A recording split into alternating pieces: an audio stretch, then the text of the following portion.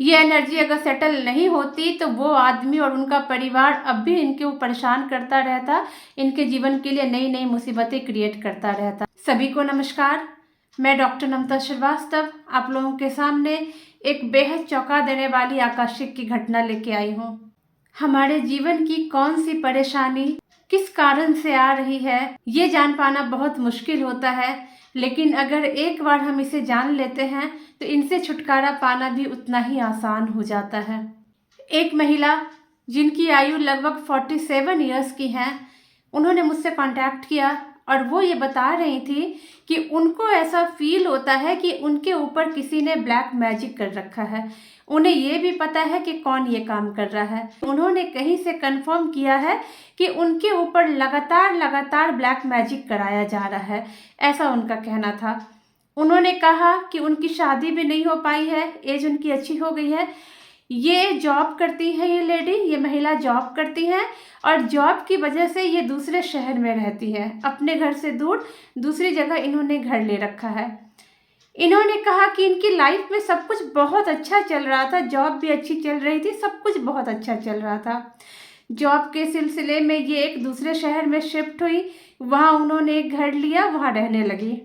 कुछ ही दिनों में इनके साथ अजीब अजीब सी चीज़ें होने लगी। ये महिला बहुत ही नॉर्मल लाइफ जी रही थी। इसके पहले इनके पड़ोस में एक फैमिली रहती थी, उस फैमिली में एक लड़का और उनका परिवार था। तो इनका कहना था, इन्होंने धीरे धीरे ऐसा नोटिस किया, कभी इनको सपने या नींद में ये डर जाया करती थी और कभी कभी कुछ कुछ इस तरीके की फीलिंग इनको होती थी कि इनके साथ कुछ अलग तरीके की चीज़ें हो रही हैं, जैसे कि इनके ऊपर कुछ बंधन जैसी चीज़ें इनको अपने ऊपर फील होती थी।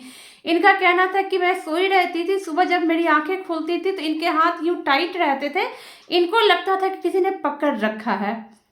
इन्होंने और भी काफ़ी सारी चीज़ें बताई कि धीरे धीरे करके इनके लाइफ में मनी की भी प्रॉब्लम होने लगी, पैसे अटकने लगे और काफ़ी सारी दिक्कतें आने लगी। समय बीतता चला गया, आज इनकी उम्र 47 ईयर्स हो चुकी है, लेकिन अभी तक इनकी शादी भी नहीं हो पाई है। ये अपनी लाइफ में बहुत परेशान थी, बहुत ज़्यादा परेशान थी। इनको पता चला कि इनके ऊपर बहुत ही भयानक तरीके से ब्लैक मैजिक किया जा रहा है। फिर इनका शक उसी परिवार की तरफ हुआ। इन्होंने उन्हीं लोगों से जिन्होंने इनको ब्लैक मैजिक की बात की थी, उन्हीं से बात की तो उन्हीं लोगों ने कहा कि हाँ, वो लोग आपके ऊपर ब्लैक मैजिक कर रहे हैं। ये महिला बहुत परेशान, क्योंकि इनका करियर भी बहुत ज़्यादा मुसीबत में आ गया था, पर्सनल लाइफ तो मुसीबत में आ ही गई थी, शरीर में कई तरह की बीमारियां हो गई थी। इनका चेहरा भी जब मैंने इनको देखा तो अजीब सा लग रहा था। 47 ईयर्स चलो ठीक, अच्छी उम्र होती है, बट इतनी ज़्यादा भी नहीं होती है कि इनका एज बिल्कुल ऐसा लग रहा था जैसे कि ये 60 के ऊपर की हैं। इस तरीके से चीज़ें हो चुकी थी, हर चीज़ इनका बहुत ज़्यादा डाउन हो चुका था। तो इन्होंने मुझसे कांटेक्ट किया, इन्होंने बोला कि मुझे आकाशिक कराना है, मुझे जानना है कि वो फैमिली इनके पीछे क्यों पड़ी हुई है। वो लड़का, उसकी माँ और उनकी बहन इनके ऊपर ब्लैक मैजिक कराती है, इनको ऐसा पता चला था। इन्होंने मुझसे सारी बातें बताई और इन्होंने कहा कि मैं ये जानना चाहती हूँ कि ये मेरे साथ क्यों हो रहा है, ये पूरा परिवार मेरे लिए एकदम इतना बड़ा दुश्मन बन के क्यों बैठा हुआ है और इसका उपाय क्या हो, मुझे कैसे मुक्ति मिले, ये इनका कहना था। खैर, मैंने इनका आकाशिक किया। इनके आकाशिक में बहुत ही चौंका देने वाली चीज़ें पता चली। इनके आकाशिक के पहले सीन में वायलेंस दिखता है, बहुत ही बड़ा वायलेंस दिखता है, जैसे कि कोई महिला किसी की हत्या कर रही है।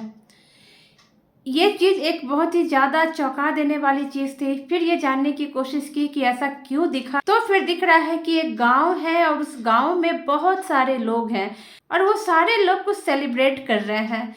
कोई फंक्शन हो रहा है, कोई त्यौहार मनाया जा रहा है, कुछ वहाँ पर कोई सेलिब्रेशन चल रहा है। स्त्री हैं, पुरुष हैं, सब लोग हैं, सब लोग झूम रहे हैं, गा रहे हैं, बहुत खुशियाँ मना रहे हैं। ऐसा लग रहा है जैसे बहुत ही कलरफुल कोई चीज़ें हो रही है, जैसे होली होती है ना, उसी तरीके से बहुत कलरफुल कुछ चीज़ें हो रही है और बहुत ज़्यादा खुशियाँ मनाई जा रही है, नाच गान सब हो रहा है। उस जगह पर मुझे एक महिला भी दिखती है। वो महिला लहंगे या घाघरा कह लीजिए, उस तरह के एक लिबास में होती है, चुंदरी रहती है और वो अपने पति के साथ बहुत झूम रही है। वो, उनके पति, छोटे छोटे बच्चे भी हैं और गांव के और भी लोग हैं। बहुत बहुत खुशी भरा माहौल लग रहा है, सब कुछ बहुत अच्छा है, बहुत खुशियों से भरा हुआ चीज़ है। फिर मैं ये समझने की कोशिश करती हूँ कि ये वायलेंस क्यों था और ये जो स्त्री है जिसने किसी की हत्या की, उसने क्यों ये हत्या की। वो जो स्त्री हत्या करते हुए दिखती है, किसी को मारते हुए दिखती है, वो यही स्त्री है जो यहाँ पे झूम रही है, नाच रही है, गा रही है, अपने पति के साथ है और बहुत अच्छे माहौल में सब कुछ है। तो जो लड़की अभी इतनी प्यारी सी दिख रही है, इतनी अच्छी सी दिख रही है, नाचती गाती 20-21-22 साल की लड़की दिख रही है, वो अचानक से इस तरह का स्टेप क्यों ली, ये जानने की जब कोशिश की तो फिर ये पता चलता है कि ये जो स्त्री है ये किसी राजमहल में एक दासी जैसी है। राजमहल का पैसेज दिखता है यूं गोल गोल करके, राउंड राउंड करके, जो पैसेज के डिज़ाइन बने होते हैं साइड से, उस तरीके का डिजाइन बना हुआ है और उसी में ये आ रही है, जा रही है। ये महिला मुझे दिखती है, ये वही महिला है जिसको मैंने वायलेंस करते हुए देखा था और ये वही महिला है जो इस जीवन में इतनी ज़्यादा परेशान है। ये वही महिला है, उन्हीं की कहानी है ये दासी है, पैसेज में आ रही है, जा रही है और ये अच्छी दिख रही है, बहुत सुंदर, बहुत प्यारी सी दिख रही है। फिर अचानक से दिखता है कि जैसे ही ये पैसेज में आ रही है तो कोई सैनिक, ताकतवर जैसा सैनिक है, उसने इसको कहीं पर खींच लिया है, इस महिला को खींच लिया है और किसी कमरे में ले गया है और उसने महिला के साथ गलत करने की कोशिश की है, इनफैक्ट गलत किया है। और फिर ऐसा पता चल रहा है कि ये वो अक्सर करता है इसके साथ, ये महिला उस चीज़ को बियर करती है। अचानक से सीन बिल्कुल पलट गया और ये महिला जो है बिल्कुल, इसका फेस यहाँ पे दिख रहा है और बहुत गुस्से में दिख रही है और उसने, इसके हाथ में कुछ हथियार आया है, छोटा सा कुछ हथियार आया है और ये धड़ाधड़ धड़ाधड़ धड़ाधड़ इस हथियार से उसने उस सैनिक की हत्या कर दी है। इनफैक्ट वो सैनिक भी नहीं है, सैनिक से थोड़ा बेटर वर्जन वो लग रहा है। जैसे सैनिक होते हैं, नॉर्मल सैनिक होते हैं, वो उनसे थोड़ा अपग्रेडेड लग रहा है, थोड़े से उनसे एक दो लेयर वो ज़्यादा दिख रहा है। तो इन्होंने उसकी हत्या कर दी है, उसे बहुत, मतलब बहुत बार उसके ऊपर वार किया है उस चाकू से या खंजर जो भी इनके हाथ आया था। और फिर ये वहाँ से भागने की कोशिश करती है और ये बहुत हद तक राजमहल से भाग भी जाती है, लेकिन उसी पैसेज के एंड होते होते ये सैनिकों द्वारा पकड़ा गई रहती है। ऐसा लग रहा है जैसे ये बात खुल गई है और लोगों की भीड़ दौड़ी है और उनको पकड़ ली है। और फिर जब ये महिला पकड़ी गई है तो इनके साथ बहुत वायलेंस हुआ है, बहुत ज़्यादा वायलेंस हुआ है, मारपीट हुआ है, इनको बहुत ज़्यादा, इनके साथ बहुत ज़्यादा पूरी भीड़ ने इनके साथ वायलेंस किया है। और उसके बाद कुछ एक जगह है, या तो वो गुफा भी नहीं है, वो कुछ उस तरह की चीज़ें हैं जैसे कि गुफा जैसा ही कह लो कि अंदर बिल्कुल अंधेरा है, उसके अंदर इनको डाल दिया है, जला दिया है। ये पूरे तरीके से ये तड़प के ख़त्म हो गई है। इस आकाशिक के बाद ये महिला बहुत ज़्यादा चौंक जाती है और कहती है कि इनके शरीर पर कुछ बर्थ मार्क भी हैं और वो बर्थ मार्क देख करके साफ पता चलता है कि ये किसी वायलेंस के बर्थ मार्क है। कुछ ऐसी चीज़ें हुई हैं जिनका ये निशान है। बर्थ मार्क के बारे में ऑब्वियसली इन्होंने पहले नहीं बताया था और ये चीज़ें, बर्थ मार्क जैसी चीज़ें जब खासकर जब वो किसी प्राइवेट जगह पे हो तो लोग उसको डिस्कस करते भी नहीं हैं, तो इन्होंने भी नहीं बताया था। लेकिन ये इस आकाशिक के बाद ये महिला बहुत ज़्यादा रोने लगी। जब मैंने इनको सारी बातें बताई तो ये बहुत ज़्यादा रोने लगी। इन्होंने बताया कि इनको बर्थ मार्क भी हैं जो इन बातों की पुष्टि करते हैं और साथ ही साथ कुछ चीज़ें और इन्होंने कंफर्म किया कि इनकी भी लाइफ में इनको कुछ इस तरह की चीज़ों की फीलिंग आती थी या इनको जो कनेक्शन इन्होंने जोड़ा उस लड़के के साथ वो परफेक्टली जोड़ा। इनको भी एहसास हुआ कि ये चीज़ें उनके इस लाइफ से बहुत हद तक मैच करती है। लेकिन जब उन्होंने आकाशिक की बातों को जब मैंने बताया तो उन्होंने इसे बिल्कुल कंफर्म किया। इन चीज़ों को फील करके बहुत ज़्यादा वो इमोशनल हो गई थी। उसके बाद फिर मैंने उनकी हीलिंग की। इनकी एनर्जी जब उस लड़के के साथ सेटल की गई कि चलो लास्ट बर्थ में जो कुछ भी था, जिस भी कारण से हुआ, इन्होंने उनके साथ जो भी किया, अब इस जीवन में इस कहानी को ख़त्म करते हैं। तुम अपनी लाइफ में खुश रहो, मैं अपनी लाइफ में खुश रहूँगी। और जब इनकी एनर्जी सेटल की गई, हीलिंग दी गई इनको, तो ये अपने आप को बहुत लाइट फील कर रही थी, बहुत हल्का फील कर रही थी।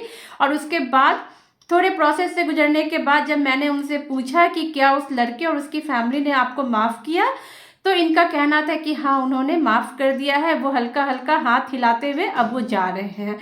इनका कहना था कि यही कारण था कि वो लड़का, उसकी फैमिली इस जीवन में भी इनके दुश्मन बने हुए थे।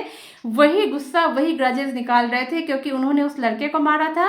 और लड़के के जो परिवार वाले हैं, इस जीवन में भी उसके माता पिता जो हैं, वो चीज़ें, क्योंकि उनके भी जवान बेटे की मृत्यु हुई थी, जवान बेटे को मार दिया गया था, तो वो गुस्सा वो भी लेके गुजर रहे थे। यहाँ एक बात और बता दूं कि वो जो सैनिक जिसकी इन्होंने हत्या की थी, उसकी हत्या के बाद भी उसकी जो सोल है, उसकी जो आंखें दिख रही थी, बहुत ज्यादा गुस्से में दिख रही थी, बहुत ही ज्यादा गुस्से में दिख रही थी। ऐसा लग रहा था जैसे कि मैं छोड़ने वाला नहीं हूँ, और वही गुस्सा वो इस जीवन में निकाल रहे हैं। ये एनर्जी अगर सेटल नहीं होती तो वो आदमी और उनका परिवार अब भी इनके वो परेशान करता रहता, इनके जीवन के लिए नई नई मुसीबतें क्रिएट करता रहता। लेकिन इस आकाशिक ने इस एनर्जी को सेटल किया, महिला को भी रिलैक्स कराया, उनके मन को शांत किया। हालांकि मैंने उन महिला से बोला है कि अभी एनर्जी बिल्कुल सेटल हो जाएगी यहाँ पे, लेकिन हो सकता है, क्योंकि जो उस तरह की चीज़ें मुझे वहाँ पे जो सिचुएशन हो रहे थे, तो मैंने कहा है कि हो सकता है आपको कुछ दिनों के बाद एक सिटिंग और लेनी पड़े। नॉर्मली किसी भी केस में दूसरी सिटिंग की जरूरत आज तक नहीं पड़ी है, एक ही सिटिंग में सारी चीजें हो जाती हैं, लेकिन इनका केस थोड़ा अलग था, इसलिए मैंने इनको बोल के रखा है। लेकिन अभी के लिए एनर्जी सेटल हो गई है, और अगर ये एनर्जी अगले 2-3 महीने तक भी सेटल नहीं रहती है, तब ये हमेशा के लिए होगी, फिर आपको ऐसी कोई ज़रूरत नहीं पड़ेगी। उम्मीद है आकाशिक की यह घटना आपको पसंद आएगी, और ये भी बताएगी कि हमें अपने कर्मों को लेकर के हमेशा सजग रहना चाहिए। किसी का जीवन लेना, किसी को मार देना एकमात्र सॉल्यूशन नहीं होता है। Thank you so much friends, thank you.